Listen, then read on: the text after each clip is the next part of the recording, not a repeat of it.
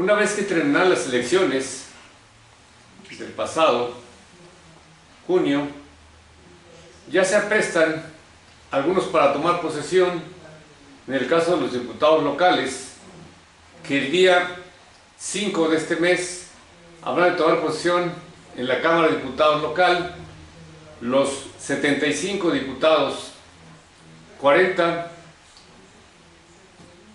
diputados por elección directa y 35 plurinominales.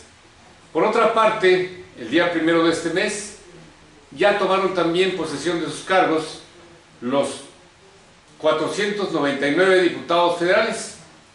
Uno de ellos no pudo hacerlo, el expresidente municipal del municipio de Naucalpan, porque está sujeto actualmente a un proceso. Y como sabemos, si no tienen fuero, puesto que este diputado nunca tomó posesión, pues ahorita es presunto responsable de peculado por su municipio. Por otra parte, los alcaldes del Estado de México, que fueron también electos el pasado 7 de junio, habrán de tomar posesión el día 1 de enero del próximo año. Y con estas 3 elecciones se completa, por decirlo así, el proceso electoral de este año. No sin antes, desde luego, haber pasado por una serie de procesos. Como saben, muchos partidos impugnaron la elección.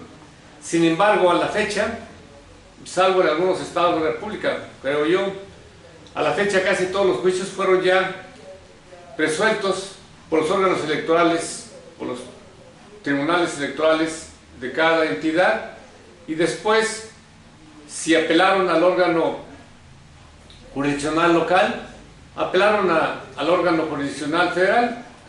En el Estado de México actualmente han quedado ya resueltos todos los procesos electorales. Por lo tanto, la Cámara de Diputados local habrá de asumir sus funciones, como decíamos anteriormente, el día 5 de este mes, que es pasado mañana. Y a todo esto, el panorama que se les presenta, tanto a los diputados, sean de los estados o los federales, y a los propios alcaldes el próximo año, no es muy halagüeño desde el punto de vista económico, además del problema político que existe.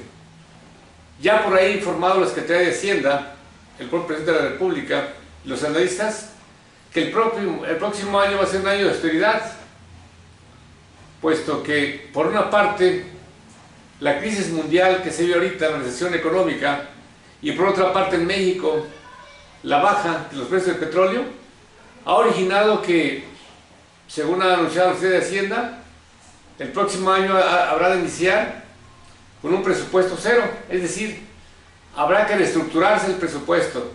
Ni siquiera se cree que el actual presupuesto, la cantidad del monto que se tiene actualmente, va a ser autorizado el próximo año, habrá que reducirlo. Y para ello, los alcaldes, básicamente, puesto que los ayuntamientos ejercen un presupuesto directo y otros recursos que reciben de la Federación y de los estados, pues tienen que administrarlo. Y pasando aquí a nivel del Estado de México, bueno, ya se ha hecho por ahí algunos foros que hemos asistido, que tendrán que tener mucha imaginación, una habilidad para los ayuntamientos para tratar de adquirir recursos propios, puesto que la Federación de los Estados, como decimos, habrá de reducirles. Y aunado a algunos municipios, como es el caso de Tejupilco, en donde existe una deuda pública, pues habría que tener mucha imaginación. Por lo pronto, los entrantes alcaldes, según han recomendado los analistas en algunos foros, que tendrán que elevar, como decíamos, la recaudación local, es decir, como se sabe, el impuesto predial, lo del agua y otros derechos que se tiene en el municipio, pues tendrán que elevarse, y sobre todo tratar de que cumplan aquellos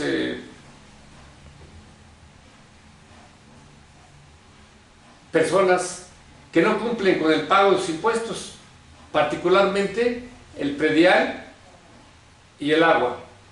Y es contribuyentes pues seguramente van a tener las autoridades tomar medidas, puesto que se sabe que se tienen elementos legales para poder obligarlos. Se puede llegar desde la cancelación de algunos servicios, la propia agua, aunque no es totalmente, hasta el embargo de los bienes. Aquí en Tejupilco se tiene conocimiento de que muchas personas, y por desgracia personas que realmente tienen posibilidad de cubrir los impuestos, no lo hacen, sea por apatía, por negligencia, o simplemente porque no se les da la gana. De ahí que las estadísticas nos muestran que las gentes que tienen menos recursos, las gentes que carecen de muchos ingresos, son las que más cumplen. Y eso se debe, pienso, prácticamente porque las gentes que teniendo dinero no lo hacen, bueno, si se ven acorraladas, se ven presionadas, pues lo pueden hacer en cualquier momento. Y las gentes que no tienen los recursos suficientes, pues procuran estar al corriente, puesto que alguna multa mayor, pues no la soportarían. Es decir, actualmente, por la misma crisis económica, por la falta de credibilidad que existe en la población, según lo manifestó el presidente de la República en su informe el día de antier, la ciudadanía está realmente indignada por los actos de corrupción. Y fue el tema precisamente que trató en su informe el licenciado Enrique Peña Nieto. Al principio expresó que está consciente de que por la crisis económica y política, los gobiernos de todos los niveles, el federal, el estatal, el municipal, están desprestigiados frente a la opinión pública. Y esto, de alguna forma, si no a todas, a la gran mayoría, habrá que motivarles para tratar de hacer un gobierno, una administración transparente, limpia, honesta, ya que la ciudadanía no acepta ya más corruptelas, más cochupos, más opacamiento en las cuentas públicas. Y bueno, habría que ver qué tanto aprendieron los alcaldes, en primer lugar del mensaje que dio el presidente, y en segundo del mensaje también que de alguna forma dejaron los electores en las urnas. Como sabemos, en la pasada elección ya hubo candidatos independientes que lograron el apoyo de la ciudadanía, ajenos a ningún partido político. ¿Por qué? Porque también se ha dicho y se ha reconocido que el desprestigio también ha abarcado las instituciones públicas, políticas, que son los partidos, que algunos de ellos están manejados por unas verdaderas mafias de poder. Así es que el gran reto que tiene el gobierno en todos los niveles es quitar esa imagen que tiene la ciudadanía de los actos de corrupción, de ineficiencia y de opacidad. De lo contrario, pues va a presionar a la ciudadanía, primero para tratar de que esas gentes cumplan, y después para que se castigue sobre todo a aquellos que manejan las cuentas para su beneficio personal, públicas, y no ejercen con toda honestidad y transparencia el presupuesto. Ya se han dado casos aquí, en Tejupilco, en el Estado de México, en la República, en donde se ha actuado.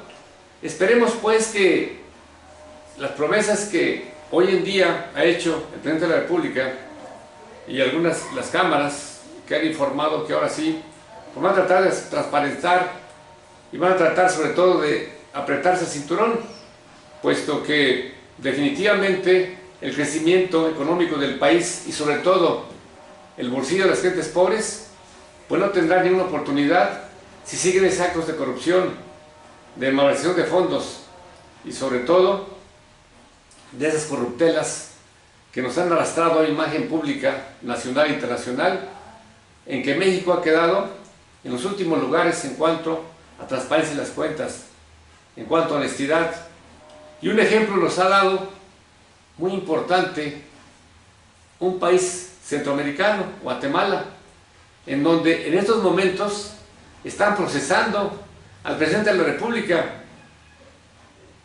por haber actuado en actos de corrupción, y la Cámara de Diputados tuvo la valentía, el valor de desaforarlo, y el señor ahorita está seguramente pues pagando las culpas, independientemente de que, desde luego, la ley mandata que nadie es culpable hasta que se demuestre lo contrario en los tribunales.